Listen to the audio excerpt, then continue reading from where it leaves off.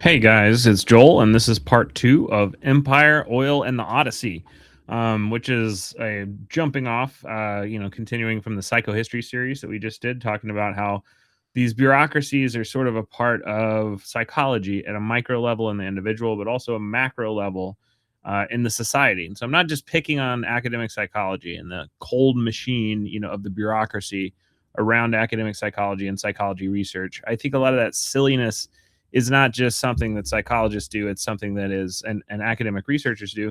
It's just something that's kind of a human thing. But one thing that I wanted to say before we get into part two, because I forgot from last time, I'd written it down and then I started talking and talked over it. So somebody wrote an email and said, why, if the FDA presented this in 2024, this rejection of accepting the MDMA study as moving forward, why is it in the news in 2026? Which is a good question. The reason is that Trump signed basically an executive order saying that they needed to expedite that and do it faster. And Biden did a similar thing with psilocybin when Biden was in office, because this is one of the cheaper things that they can do when you want to be like, oh, we're in a mental health crisis. Like, I really like the poor people that are traumatized, or I really like the troops that are traumatized in the VA, and like it's not working. Generally, like one of the fastest things that you can do is tell somebody that there's like a miracle drug on the horizon that is coming. Like, I don't know how much good faith you want to ascribe to any of these things, even if they're doing something that, like, I don't think Trump is doing this for or Biden is doing this for the reason that I was saying that the FDA should have in the first episode. I think it's a similar thing that, what Biden did with psilocybin was said, I'm going to put a whole bunch of money forward for research into psilocybin so that a private company can get it and patent it, some form that we know is, there's not a lot of liability around and can pass regulations, and because this is some miracle drug that needs to happen on the horizon.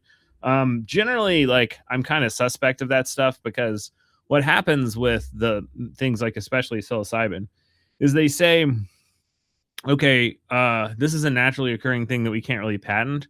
So in order for a private company to care enough to do anything with it, they would have to find some way to package it to where it is patentable, which generally means you like mix it with a salt.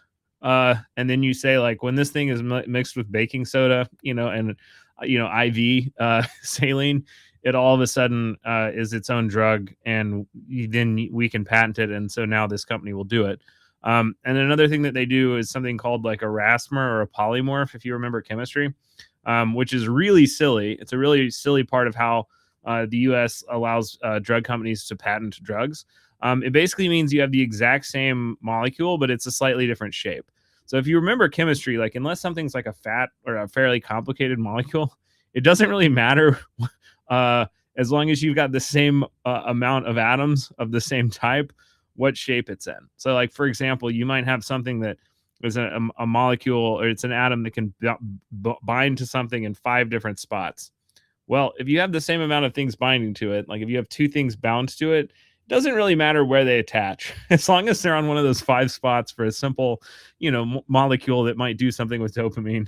It's the same thing.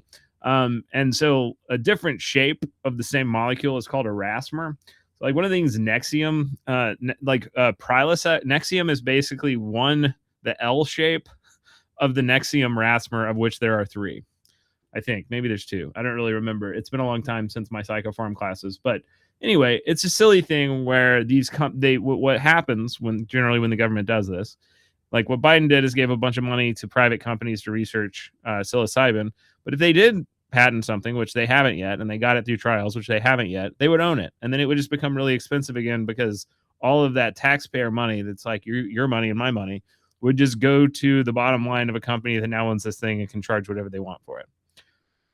Doesn't seem like a great system. Also, what Trump's doing is just telling the FDA to like expedite the process and make it go through faster so that they can research MDMA. But what's kind of silly about that is, like, that isn't saying what the problem is with the system and then that, like, it should be different. It's just being like, I'm going to kind of put my hand on the scale because we need something to happen here. So anyway, people ask about why this 2024 study was relevant in 2026. I meant to say it.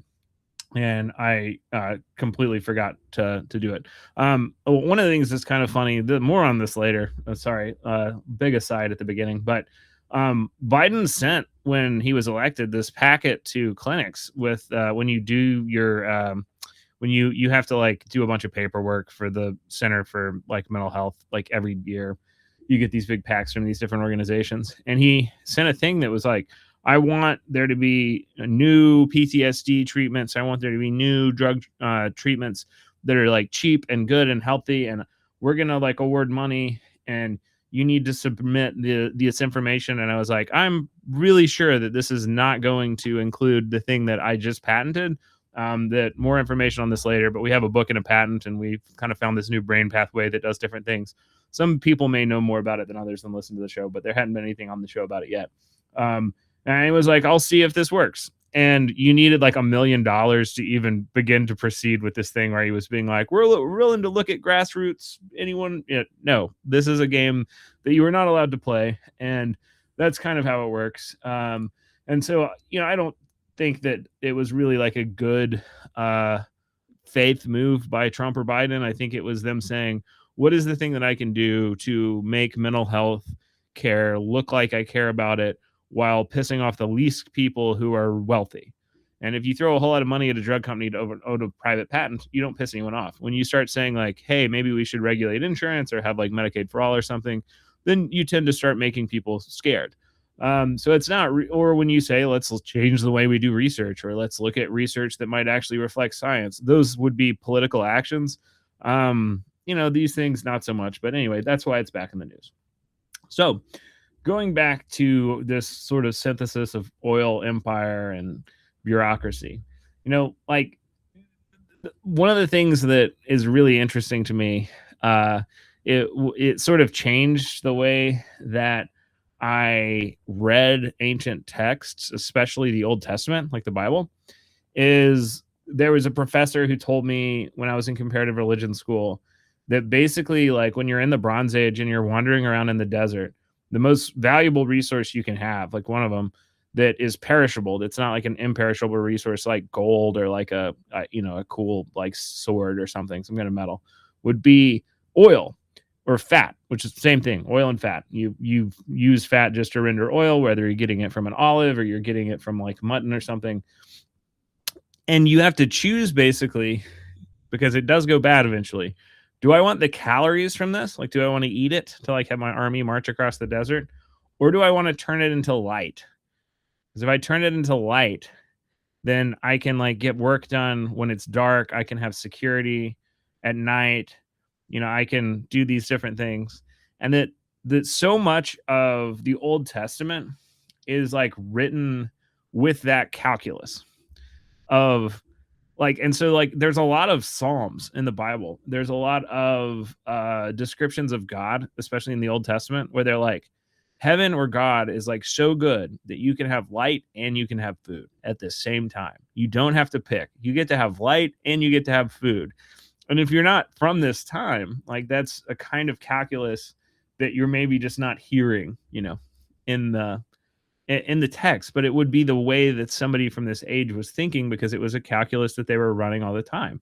Do I want calories out of this, or do I want extra labor hours, protection, and, a ton of, going back to the Odyssey, like when you're reading the Odyssey, this isn't necessarily in, the Christopher Nolan movie, because there's an age gap between Athena and Odysseus, so it'd be kind of weird maybe. But one of the things that is like a big signal of wealth is that somebody's coated in oil, that their hair is oily, and that is specifically in the Odyssey olive oil, that their skin is like greasy and light reflecting and beautiful. And like every time in the epic poem before Odysseus goes somewhere, and Athena's like, wait, I want them to know that you're like a trustworthy, cool guy. I don't want them to think you're a crazy guy that's been homeless on the ocean. Let me rub you down with oil right fast.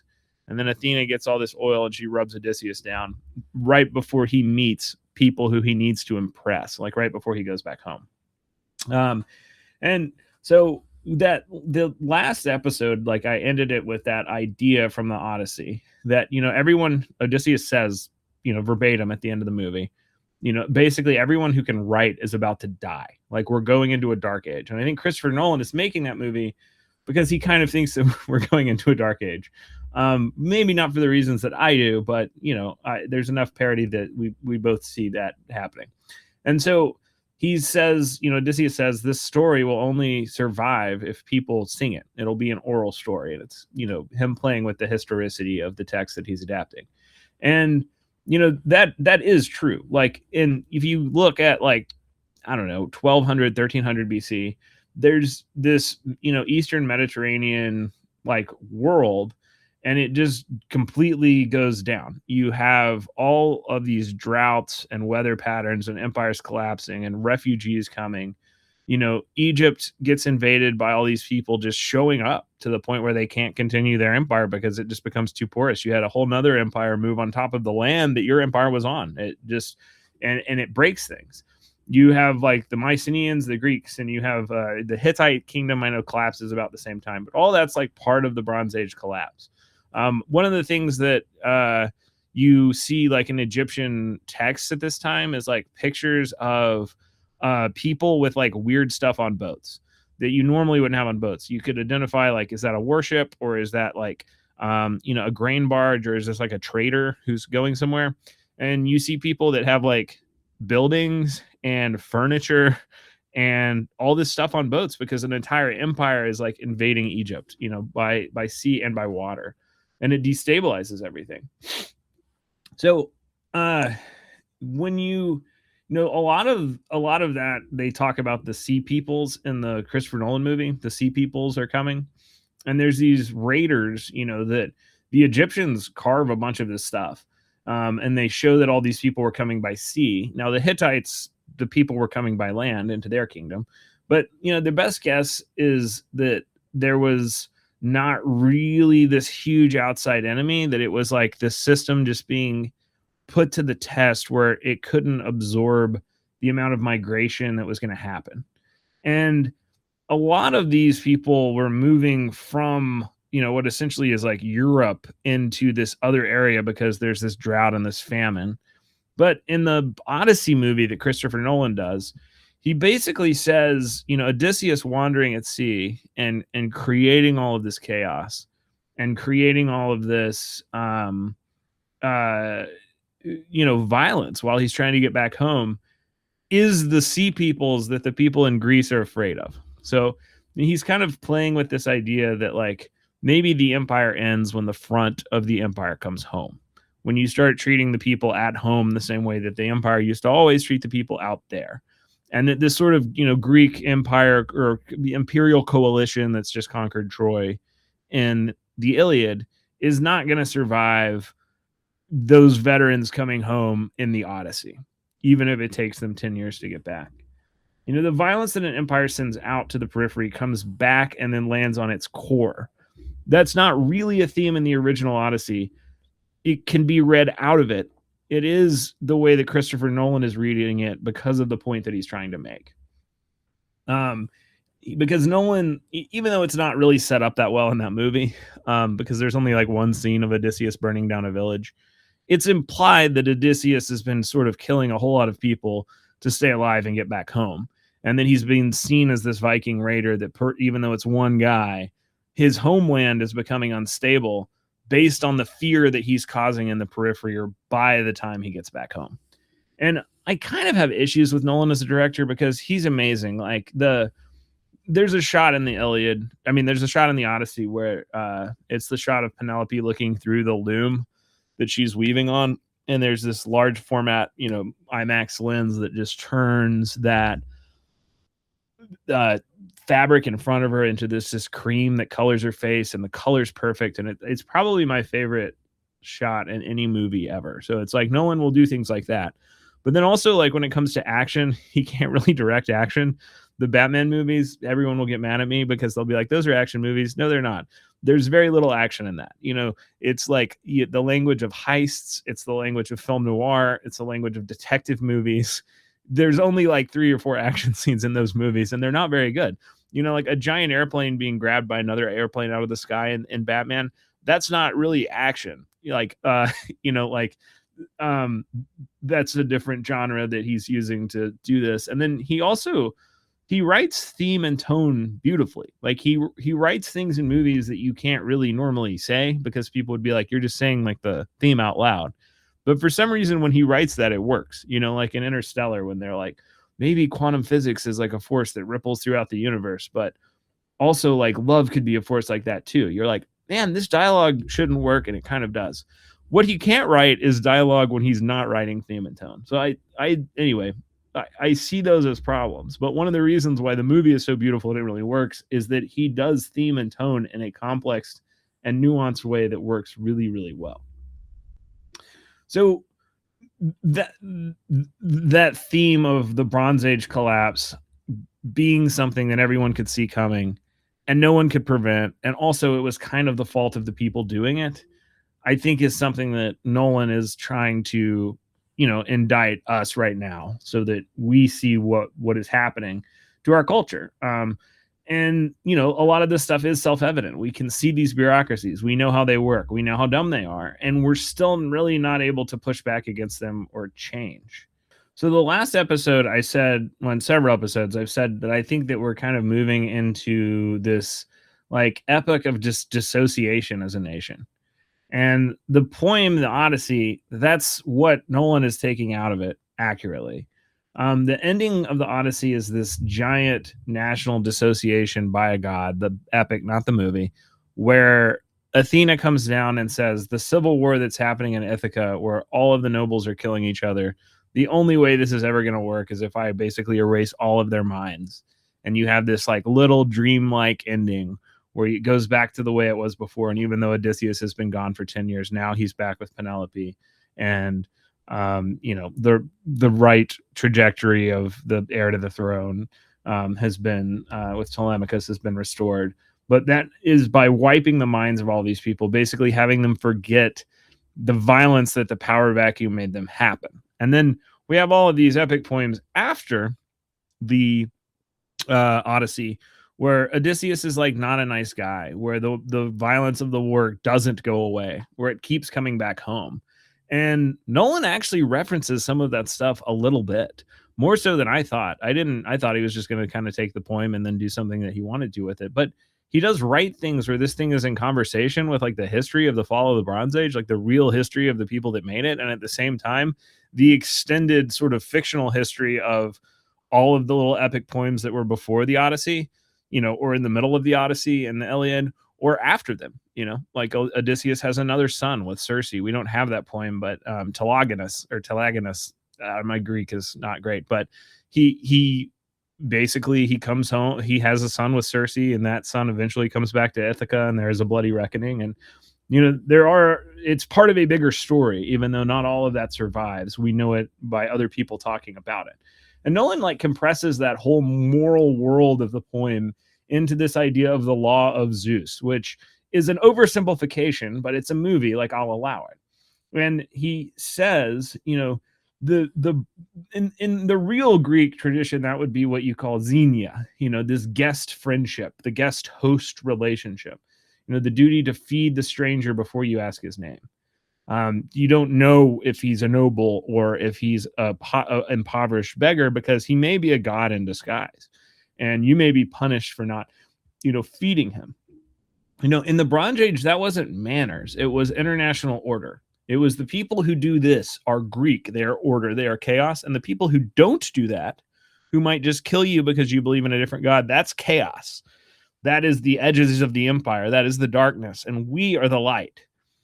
So when you start to have that moral order crumble, when you start to have those rules and norms and things break down, you're bringing the darkness into the light. You're bringing the chaos into the center of the empire. And so much of these plays were written to remind people that they had to do this. Culture is picking the works of art that reflect the rules that it knows are the most necessary. And the Odyssey is kind of the one that it picked. It survived.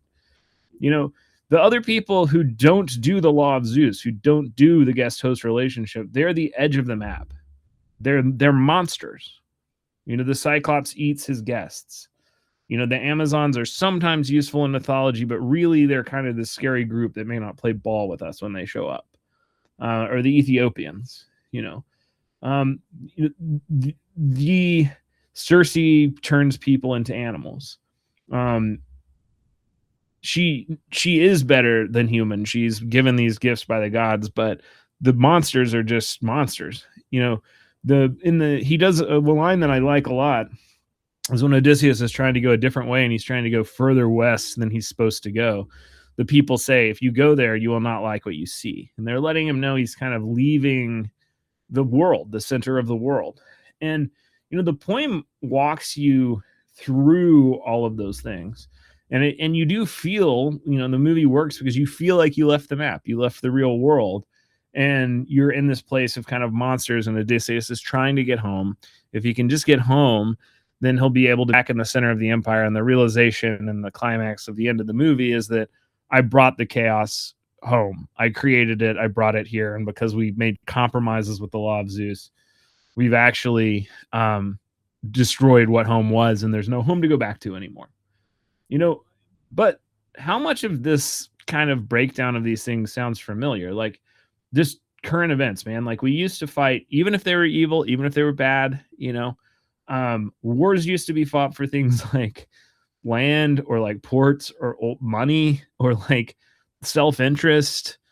And, there were greedy, monstrous things that, American history has done, and that, the history of every country, probably has done. But you could read the ledger and you could kind of see what the blood was for, like what the empire was buying. There was a logic to it, even if it was immoral or it was against your morality.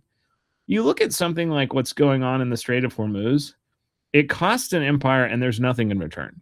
Like we're not doing that for a material reward, which is a weird feeling, because even if I disagreed with wars that were happening in the past, like they were still happening because of a reason that I understood or a reason that people could infer, even if they disagreed with it. You look at this and it's almost like denial, that an old imperial egoic structure is breaking down. It's not even a war for resources. It feels more like theater, performed so that the empire can keep trying to believe something or assert something that it must not feel is true if it needs to assert it, because that's how insecurity works. And, we've talked about, like the parachute problem in the last episode, like the idea of the insecurity of these organizations that can't admit that the emperor has no clothes. I'm trying to bring these things together. I tried to write this essay on the Odyssey. I tried to write this essay on like the post recent, bureaucracy in what the psychohistory of American mythology is doing to psychology right now. Because it's harder to be pragmatic and political as you creep up on the future of a series like that. Not everyone, there's not a lot of Henry Ford fans out there. You get closer to the 80s and 90s, people start to get mad. And then also just about the nature of kind of like empire and oil itself, like just as a practical thing. And they kind of became this collection of notes that hopefully I can land the plane on this talk, going through it, because they all sort of seemed like they were saying the same thing to me. Jane Brox is the person who I told you that thing about the professor. It came from, a really long time ago. That she was the one who wrote the book. I think it's called Illumination. I don't remember. It has a light bulb on the cover. I read it in like 2004. But her book has this place where, she's talking about how there's this deep like hunger for light, for oil, that she's the one that was talking about the Bronze Age. Things are being like, you have to either do oil as food or calories, or calories or light, basically. And she talks about, like the whole like fleets scouring the planet for whales, in the British Empire. They were getting oil. Like it was this source of oil that became this enormous national project, an economic project that defined, this enormous period until there was a replacement. And like so much of like the Old Testament, there's this goodness of God is oil over and over, that oil makes faces bright, that the anointing of the head with a cup of oil, God as this material excess of oil basically is just a connection that these guys make over and over again. Exodus, the temple, they tell the lamp to burn the beaten olive oil continuously. Like there's all these signs of excess. I'm going to keep talking about how important oil was in the Bronze Age. But the this idea of this substance that is sort of like the point and the fuel of empire, but also uh, this thing that we know we can never have enough of, um, because it is the fuel for all of our ambitions, and how that is kind of an interesting idea. I was thinking about George Bataille. He's writing in the 30s, and he in the I think the 40s too, and he says that the defining problem of civilization is not scarcity. The defining problem is surplus. Every society produces more than it needs, and the excess has to go somewhere. And how a people burn off excess is actually the real thing. That's the thing that you can know about who they are, not what's scarce, what they do with surplus. And so, he's pretty dense. But one of the things he's saying is that there's this sacrifice where the festival, the cathedral, the gold hammered into the ceiling, nobody profits from that.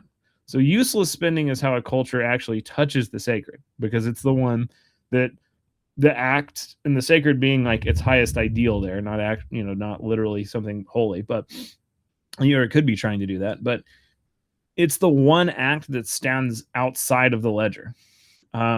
And if you look at what we're doing with the surplus that we have right now, the surplus that is running out with things like AI, with things like the investments that we're making at the expense of other investments, that is a very scary God that we are reaching for, in a secular way. This is a metaphor, but how America uses its excess. What does that say about who we are? Alan Stokel, he carried this idea that Bataille sort of plays with when he says that we never really stopped making the great useless expenditure. We just sort of changed the altar, because Bataille's writing about analyzing the past. And he says, the commute is the sacrifice now. It's the 8-lane interchangeable, lanes on the highway. That all is what you're using, basically ancient sunlight, stuck in the oil fossil fuels that you're pulling out of the ground. That's how you're unlocking that energy. That's what you're doing with that. Oil is this religion. Petroleum is this religion of the modern age. In what we actually practice, despite what we say. And the urge to spend gloriously didn't disappear. It just got rerouted through the fuel tank of the car, and we forgot that it was worship. But we view cars and transportation as such an indispensable part of our independent identity.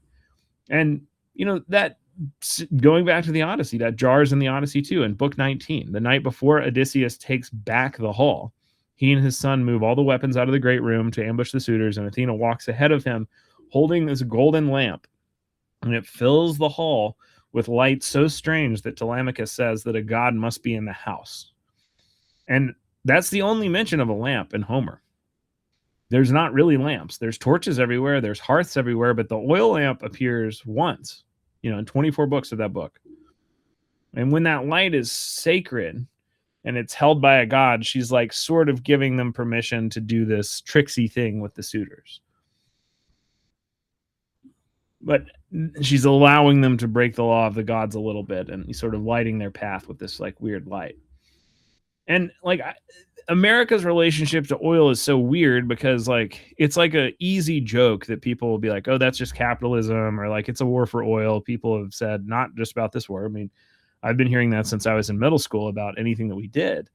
But then nobody really feels like it feels like something you say, not really a reality that you're interacting with. I mean, I remember in 2012, I was watching the Mitt Romney and Barack Obama debate, and they always the Republicans have to be like, oh, you like oil, we could get all this free oil if we just did these things, and then the Democrats have to be like, we have to balance the economy, but also the environment, and also the poor, whatever they're pretending to be moderate about in that cycle.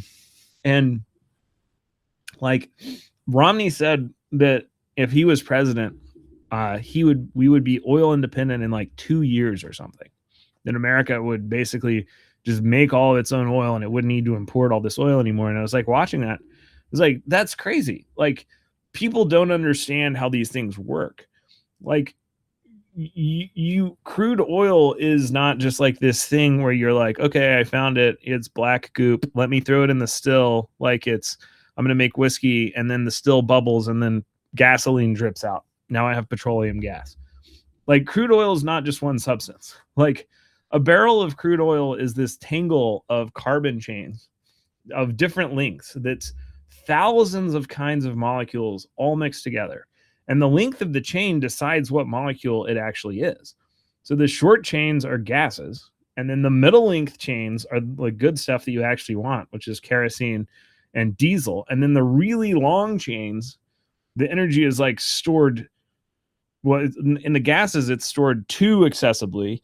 The medium chains is the good stuff where you can actually kind of transport it and have this moderation. And then the really long chains are like complicated waxes and oils that are like too hard to get the energy out of because you'd have to invest too much energy in it to release the energy that's there, like, petroleum jelly or something. Or a lot of the things that cheap candles are made of that you're not really supposed to breathe in. Buy beeswax candles, guys. But all of that is in this one barrel. Another thing, a lot of people don't know this, but oil is not dinosaur bones. Oil is algae. Like 99% of the oil that you burn when you drive your car, that was actually algae, because all of the stuff that's been alive in the planet, like we see the little picture of the Bronze Age, or not Bronze Age, we see the little picture of the Paleozoic, ferns in the swamp, and you think all that stuff died and it got squished down. But like all of that stuff is actually a teeny tiny fraction of the majority of life that's been on this planet. The majority of the life that's been on this planet that's been cooked down into oil is from algae. And the energy that's storing is sunlight. When you get in your car and you drive, you were getting the sunlight from 4 million years ago, and you were getting the energy that something stored that got through this weird trick about how chemicals work, smushed into these long chains, only the middle of which is useful for you as a car driver, and then hidden under the ground, and then pushed up by a salt dome, and then unlocked by a certain kind of refinery. I'm getting back to Romney and Obama, I promise. I'm going to land the plane. But that's what you're doing, is you're taking the energy that plant stored from sunlight. Like in the 80s or the 70s, there was actually like this project where just to try and get corn oil, like out of corn, and then take the majority of the energy, that distilling it as ethanol, and then mixing those together, and then mixing it with petroleum, which is what we do now to try and make like fake oil as we use corn. It's like really not efficient. And so the biologists basically in the 70s were like, well, if this stuff's algae anyway, and it just takes a really long time, there's this kind of algae that has basically like an oil bloom where it makes a whole bunch of oil. And so instead of getting like a million years of it, what if we just got it like selectively bred, if we just did, plant husbandry and got our Mendel, Punnett squares, and we kept the kind of algae that like produces a lot of oil, and then we just grew it in giant swimming pools and then harvested in it, and then we could just make synthetic oil, which there was a pretty good, they selectively bred it, which takes a long time. And then when Reagan came in, that seemed like it was too green for him. It seemed like it was basically sustainable energy, even though the result is still gasoline. So he cut all the research, and they threw out all of the like different algae that they'd been breeding for 10 years, and then froze some of it until like the 90s, and then threw the rest away. And we lost that whole chain of thing. Point being, there are different grades of oil, okay? And you need different refineries to unlock the complexity of each one of those grades. This is getting back to the Mitt Romney stuff. Oil refineries are not interchangeable at all. They're actually about $1 billion different most of the time. One of the reasons why we don't build complex refineries in America is because we will probably be out of oil as a planet by the time anyone who wants to spend that money could recoup any of that investment. Each refinery is built for one particular type of crude oil. So light or heavy is the mix of chain lengths, and sweet and sour is the amount of sulfur in the oil. Sour crude poisons the wrong kind of equipment, breaks the refinery, and then costs you $3 billion, and you have to rebuild your whole refinery because you didn't have your engineer do the right thing. So the Gulf Coast refineries, which are the most sophisticated refineries on Earth, or the complex refineries on Earth, they were tooled up in the 70s and the 80s to eat heavy sour crude from Mexico, Venezuela, and the Gulf states, because that was what was for sale. So that's why we built them. And then fracking happened. And so it's lightning outside. I don't know if y'all can hear that, but it may be a little loud. So when fracking happened, the shale fields turned out to produce the opposite thing. We never thought we could get light sweet crude here. And then it turned out we had all this light sweet crude. So that's the great kind of oil that we actually want, because sour crude has so much sulfur that it builds like really good diesel fuel and really good asphalt. But it's very hard to turn it into petroleum that you would put in your car engine. So America ships all of its own light sweet crude oil to simple refineries overseas, which takes a lot of oil, in Europe, and then it sends all of it back here in the Middle East, and then it sends it all back here to actually be used.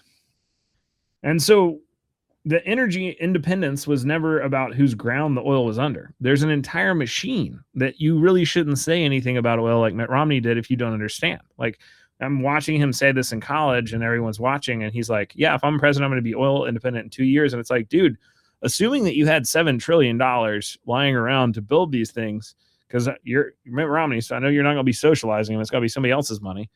Then where are you going to put them? And they take like 7 years to build. What are you talking about? Like the fact that we could be oil independent in 2 years is just an insane statement. And it proves that you can just say stuff like this because nobody knows how any of these things work.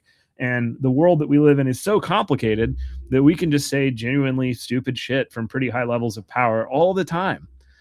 So again, not just picking on, the bureaucracy that I talked about in the psychohistory series. This is the whole thing. These things you could Google, you could crack a book, anyone could pick them up and look at it. And just most of what everyone who's running the world says. I'm not saying that I could do a better job, but I'm just saying that that's how complicated this stuff is. We're speaking in such simplifications about them all the time, whether we want to or not. Just like the evidence-based practice in psychology, we are just talking in oversimplifications because they're too complicated. So we can either pick good faith oversimplifications or bad faith oversimplifications, but you're still stuck oversimplifying. And the machines that we built, right, they weren't finished like in 1997. We expanded the old ones, we patched them, and then we keep running them, these refineries, to make all this oil. And everyone in the industry knows that new refineries are needed. But if you built them, in building them would save the industry. But we don't build them because building one would emit what a new refinery would emit, which means that the capability was allowed to die. The trades are gone. The country that built the last one no longer exists. Like, we probably don't have the ability to build these things. We don't have the infrastructure. Even if you had somebody that said, okay, fine, I don't want a return on investment, I just want to make a future-proof infrastructure. Like, we're going to spend $7 trillion building 3 or 4 of these refineries that we need. You probably do not have the domestic knowledge to do it anymore. Christopher Nolan is taking that idea because he's really angry about IMAX projectors not being able to project his movie and the state of cinema, and sitting with that emotional energy and packaging it in the Odyssey to talk about the death of the Bronze Age. The IMAX projectors we talked about before, like, they're crazy machines. And I talked about this in the first part, but the person who made those machines, the CEO of the company that made those machines, said, we don't have blueprints, we don't have knowledge, and even if we did, we don't have the ability to do it. The machine shops that made one little part that was just catching a spindle on the piece of film for the thing that held it down so that it didn't break was a whole alloy component that engineers knew about. All the engineers that designed it are dead or they have dementia. All of the engineers who could have gotten that information from them when they were younger didn't, because the energy industry was going digital and we didn't preserve the knowledge. It's lost. And even if we had the blueprints and we knew what the alloy was and we knew how to manufacture each little tiny part on the machine, the supply chain's gone. I can't afford to go make somebody build a factory just to make this widget that goes here in this machine. Like, he's trying to communicate how complicated this thing is and how much the world has changed in really not that much time. This is what the CEO of IMAX was saying when people were livid that they could not see this movie in 70 millimeter. Why are there only 40 theaters in the US that are showing it in 70 millimeter? The McWayne Center in Birmingham, where I live, they used to have a 70 millimeter machine. When I was a kid and I went to Colorado and I saw this thing, I went to IMAX in Birmingham, I saw this thing. It was these platters of film that are enormous, to make a platter of film to show like a science movie that's, 20, 30 minutes. You probably spend about $5,000 to $6,000, $7,000 to print a 3-hour movie like the Odyssey and then ship it. You spend about $35,000, but they're huge. And that was normal when I was 16, when I was 21. They were still around. Then all of a sudden the world changes really quickly and this stuff is gone. And Christopher Nolan is kind of saying, I'm an artist. I need these tools to make art.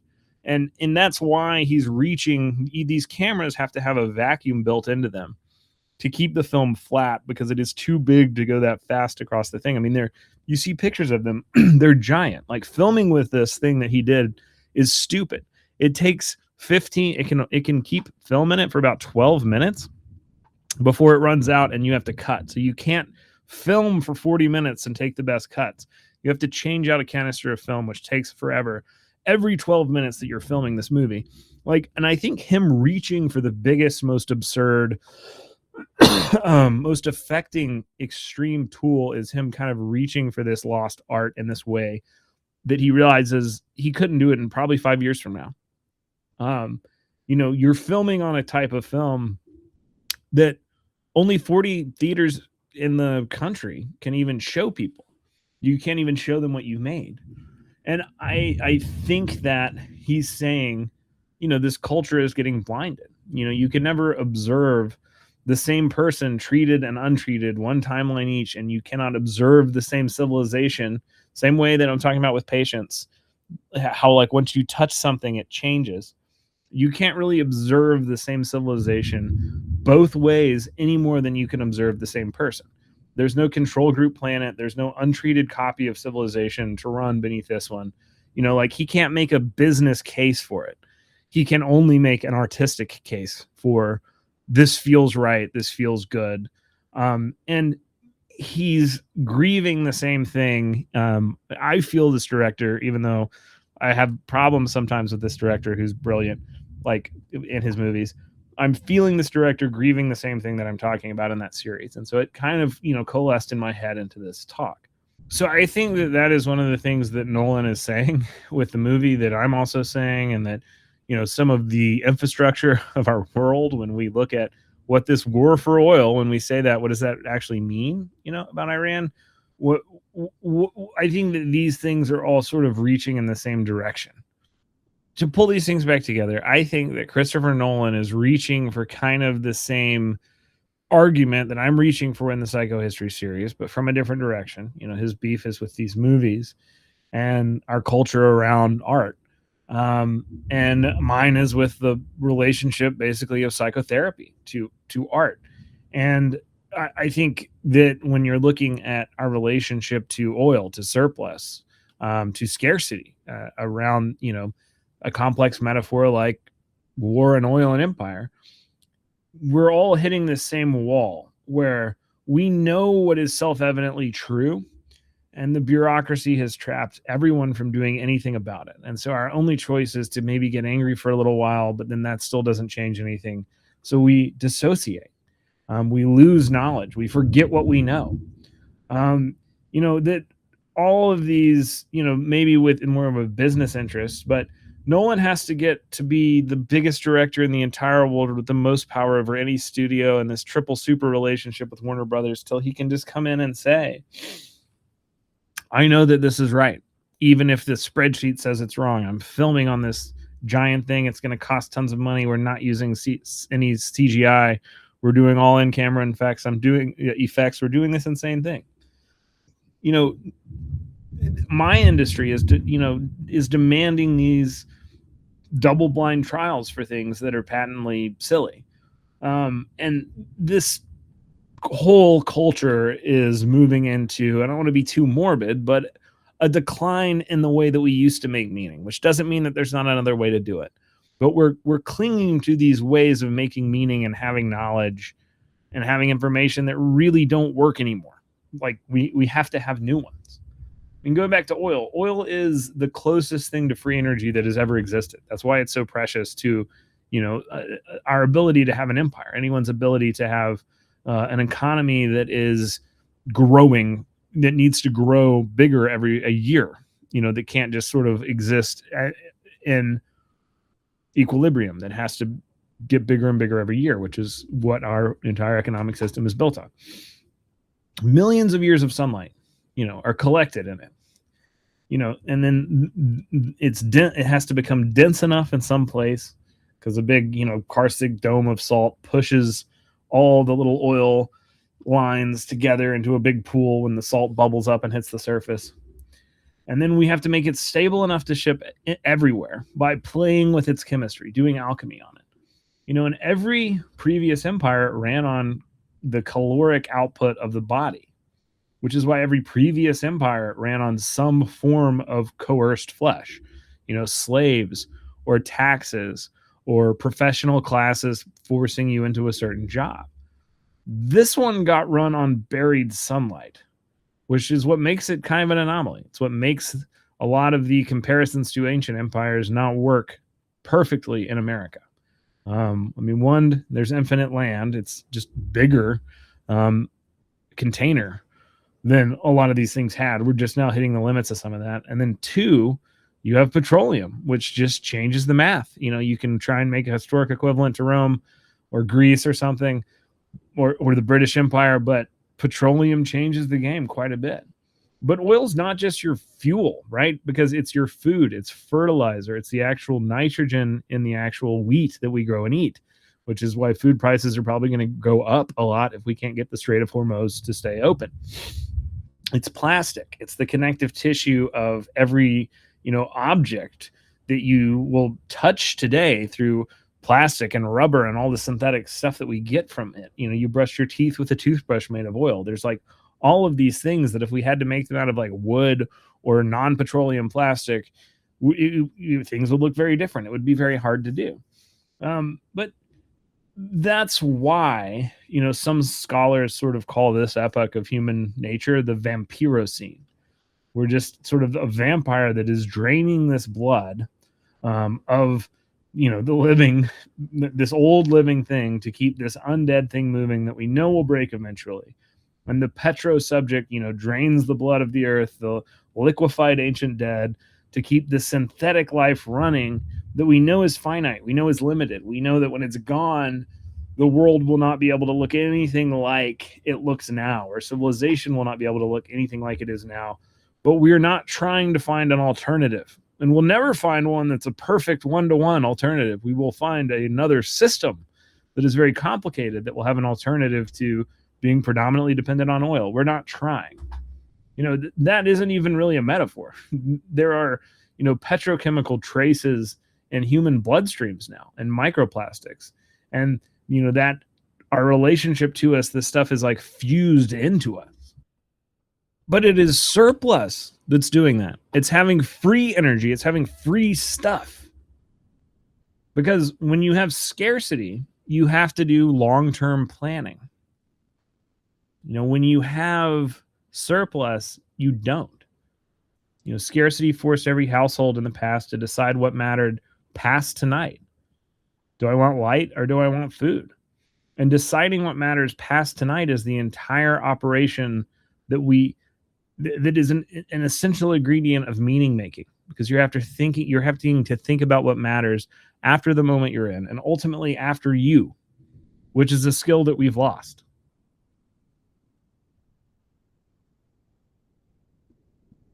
Like a healthy psyche is able to look out after its own death, see after the things that just affect it. And an unhealthy psyche cannot do that. It cannot conceive of a world where it is not the center of the universe, where it is not order and everything else is not chaos. People used to break ground on cathedrals that they knew that they would never finish. In the medieval period, they're like, yeah, maybe in 200 years this thing will be done. We can't conceive of doing something that takes 20 minutes now. And that's a huge collective shift brought about by our relationship to this energy that is the cheapest form of labor that we've ever found.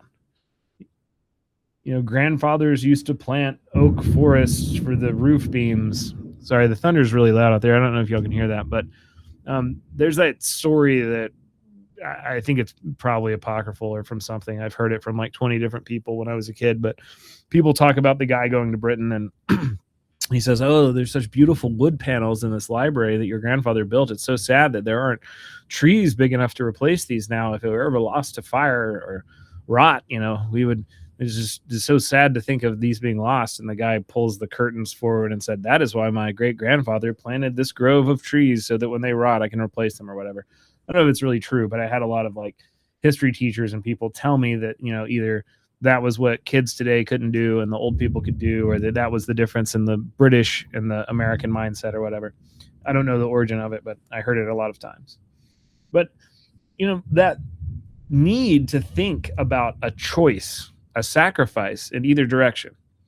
Oil ended that choice. It ended that reason to think about sacrifice.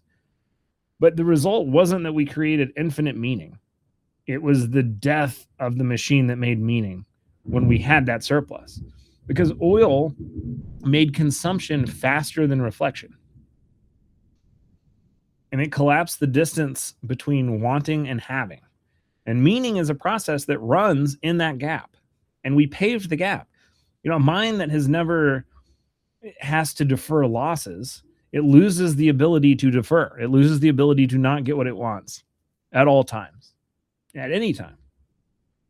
And this is the mechanism of every addiction that I've ever treated when I treat addiction. It's the space between urge and gratification collapses until the machinery of waiting atrophies and the future stops being real to someone. Only the thing that I'm feeling right now is real. And oil sped up consumption until we became addicted, unable to invest in meaning or permanence, unable to build for the future, unable to see past our own lifetimes. Stone meant that for 1,000 years, we had to live in this building that we built out of stone because it took so long to build them, like those cathedrals. And then there's glass, and it's still nice, but it's slightly easier to replace. And then there's plastic, and it's strongest on the first day that it's made. It's going to be broken in 2 weeks. And that changes the psychology of a culture. We are eating the light. The wealthiest people who have ever lived, and we don't really know what we're living for anymore. Philip Cushman is a psychologist, and he writes a lot about the empty self and post-war American stuff. And he says that, like, really post-war America, when you strip it of the traditional community, the religious permanence, and the continuity between generations, where somebody knows this is my generation's project, and we will try our best at it, and then we will hand it off to the next generation to do their project that will be different than mine. He says when you get rid of all that, which we sort of have, you're just trying to sort of like grow something in this vacuum. And the only way that you can do that is by consuming things. You have to just give people lots of stuff to purchase as a project because they're not really able to do anything that means anything.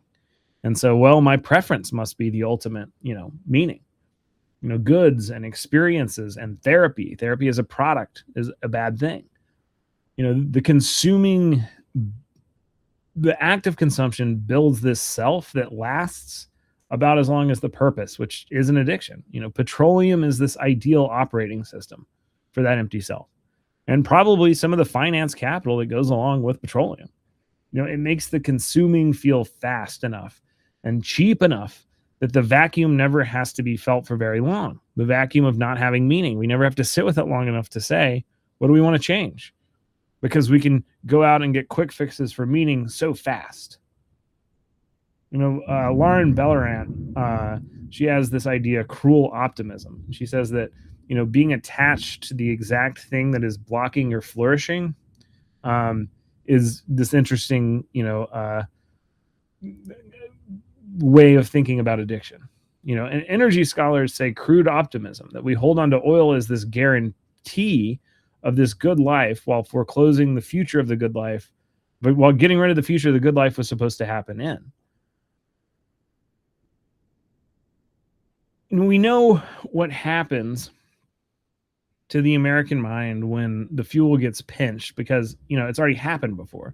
Like in 73, the oil embargo, where the Arab producers shut the tap over the Yom Kippur War, and the first time since the frontier closed, the American material world said no to this new relationship that we had.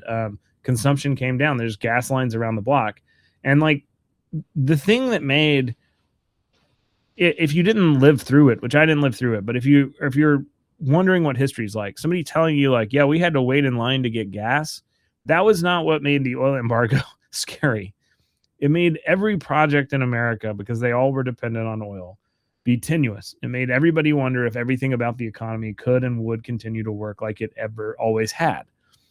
And then the oil embargo went away, and we forgot that we ever felt like that, but we did feel that way. And there's a whole generation where people weren't allowed to have stuff. They weren't allowed to consume as much. And people are very bad at, not bad at it like it's a bad thing, but people are very resilient. They're bad at saying, I don't have personal power. So what people did is they went inward, and you got all of these kind of spiritual revolution stuff. You get Star Wars, you get introspection, and some of it's silly and navel gazing. But the 70s makes sense in that light. It was this human potential movement in psychotherapy explode. The EST seminars that I talked about, like the gurus and cults and Jonestown and astrology, and like all of that was a result of people not being able to buy the things that they had been buying in the 50s and the 60s at that pace, or the same type of stuff. Things did get slightly more permanent, like in the way that they were designed for a minute.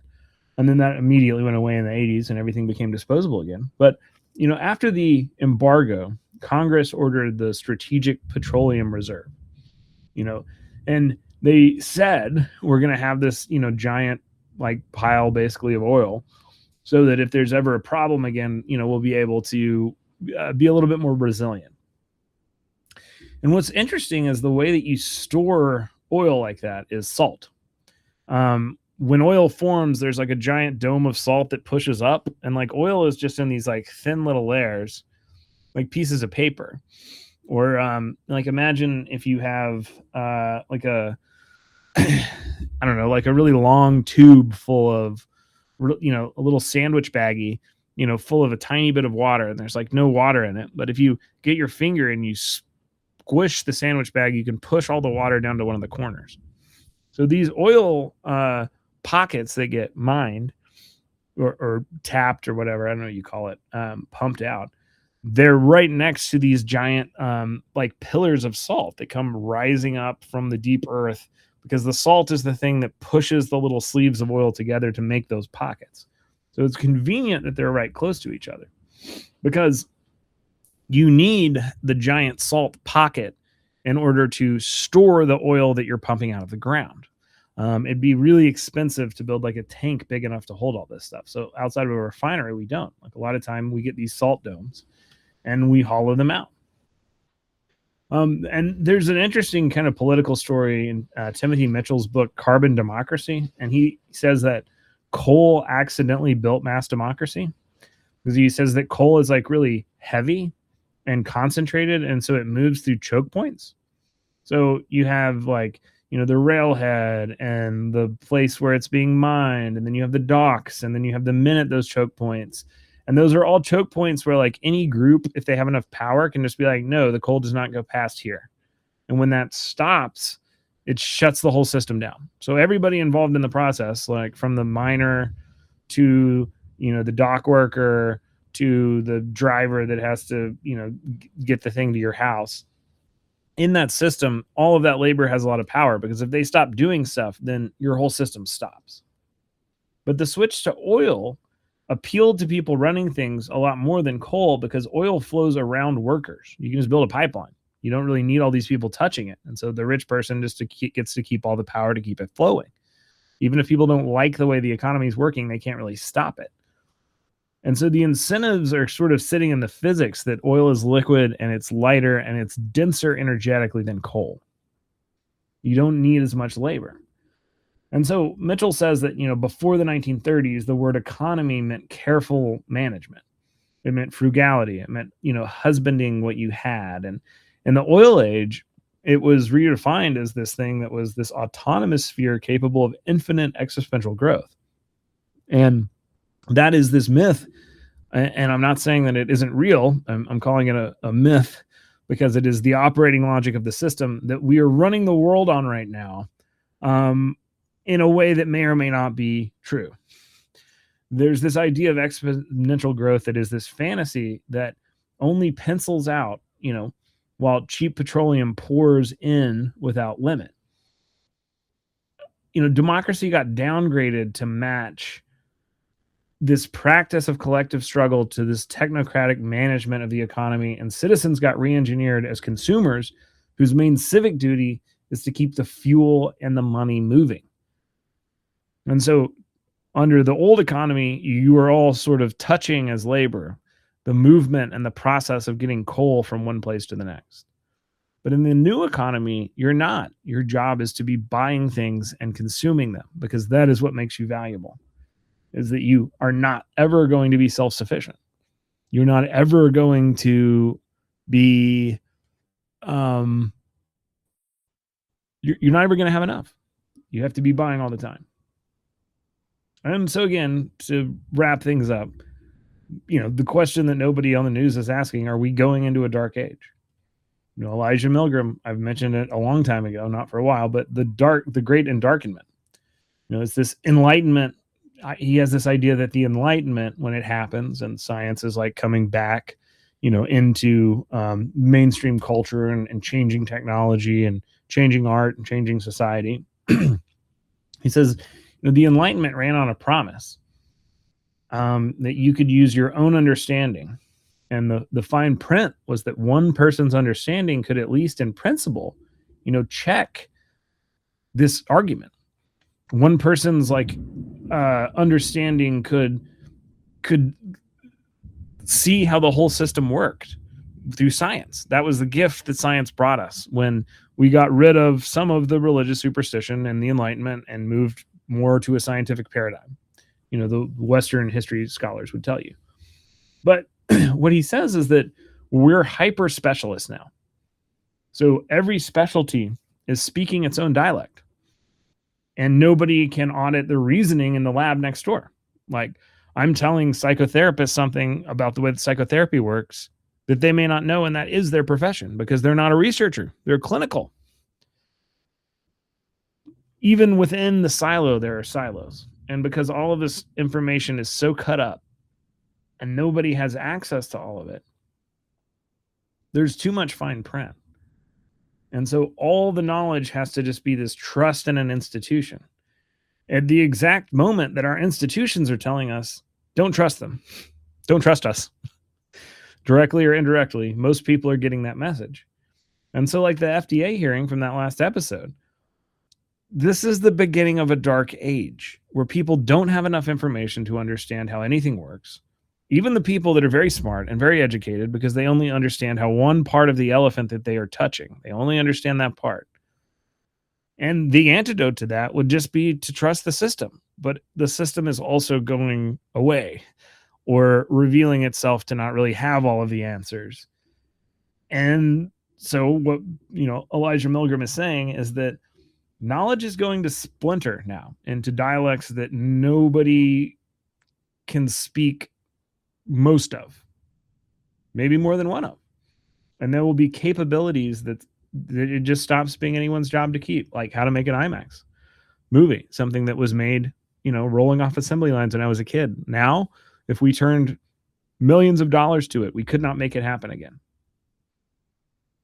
And, people are not going to realize that this is happening for a while. The whole society stays lit, and there's, every screen is still glowing, but there's no shared light where we can really check if there is like a, maybe losing this metaphor, but like there's not a way that we can see if we're all sort of reading the same text anymore. Like people will just get an LLM to explain something to them and then think that they understand it. Maybe they have some kind of understanding of it, but there's less of like a source of this information that is centralized. The silos will get even smaller. And so the dark age doesn't just happen in one night, and it doesn't really feel like a night. It arrives like a long afternoon that nobody really names, and the silence is all around you, and you're asking whether the empire is ending at the same time that there's all these things on the news and the empire's defenses exist, and it's doing this performance that's saying that it isn't. And so you never really get a clear answer. And so, like, if I don't think it's an easy or a simple question, like, are you going into basically another dark age? But you do see knowledge splintering, and you see it going into different dialects that nobody seems to be speaking the same of anymore. And you see the major infrastructure capabilities for society becoming something that it seems like everyone says, well, that's not my job to keep up. And that's a scary thing. We've not really had this little light in a long time, even though we have a whole lot of food. And, like the dark age doesn't really just happen overnight. It arrives over a really long period where people are wondering, and there's a lot of silence, what is happening. And there's a lot of performativity happening culturally. But going back to the beginning of this series, like a number is a description of a thing. It is not a thing. You can run a company by a number, but that doesn't mean that the company is good just because the number is good. You can run a society based on a number. You can run therapy based on a number. That doesn't mean that those things are good, even though that the number is good, because the number is a description, and you may be describing something extremely poorly. The Bronze Age left us the oldest version of a description of people looking back at a time that they sort of remembered that they came from and they wanted to hold on to, but they didn't know how to historically talk about it anymore. And the Odyssey is them trying to do that when they don't even really have clay tablets. They only have oral tradition. It's a mythology about their past that is kind of sort of halfway true, just like Nolan's film, when it comes to theme and tone and soul, but not really in the details. It doesn't look like the trading empire that got wiped out by the Mycenaeans to stop this choke point during a drought. And those details didn't have a giant wooden horse. But the story is largely a true story of a people trying to remember in the best way that they knew how, and preserve in the best way that they knew how the parts of themselves that they wanted to remember.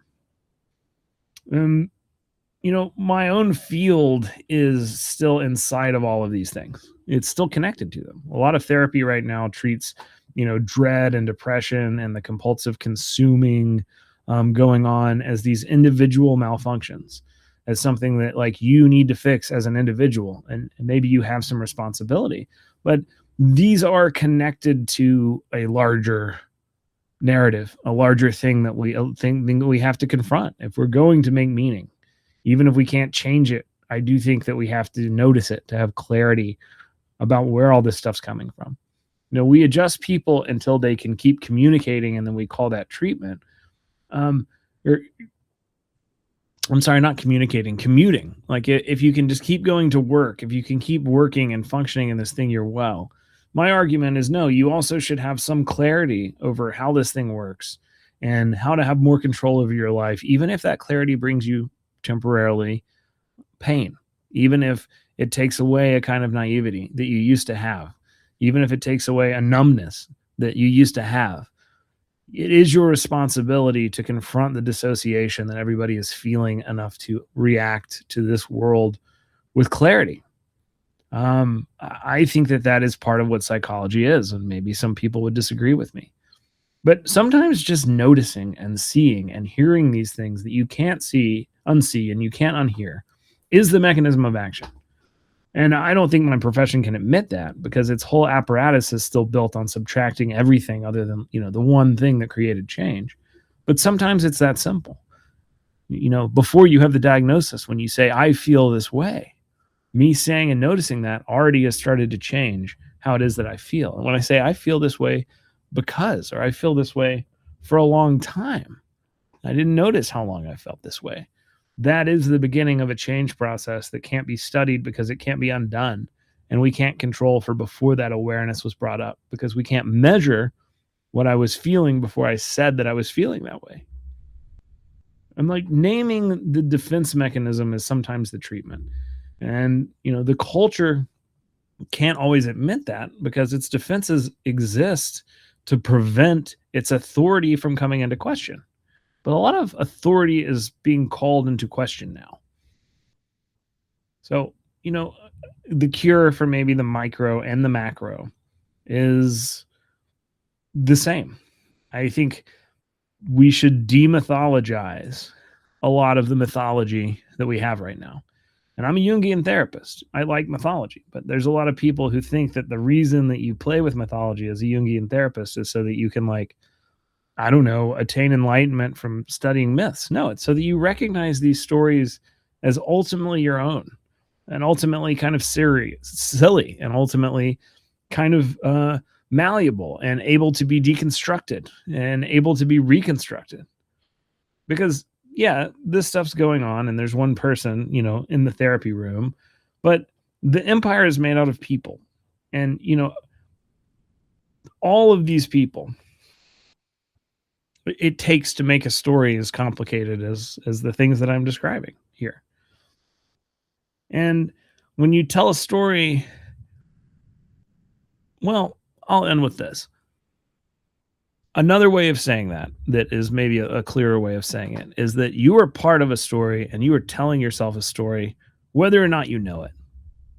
One of the freedoms that we have as a culture is to see these stories for what they are, inside and outside. We don't always really get to have a lot of change over how they end. The freedom is in seeing them for what they are. And even if that doesn't change anything material, I think that there is a freedom in that helps change something that, even if we can't measure it, is very important and is very real.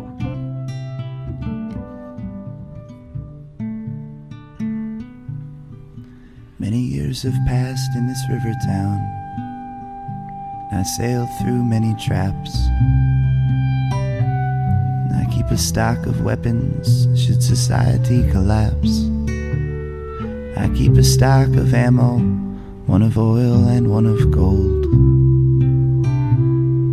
I keep a place for Mary Ann, soon she will come home.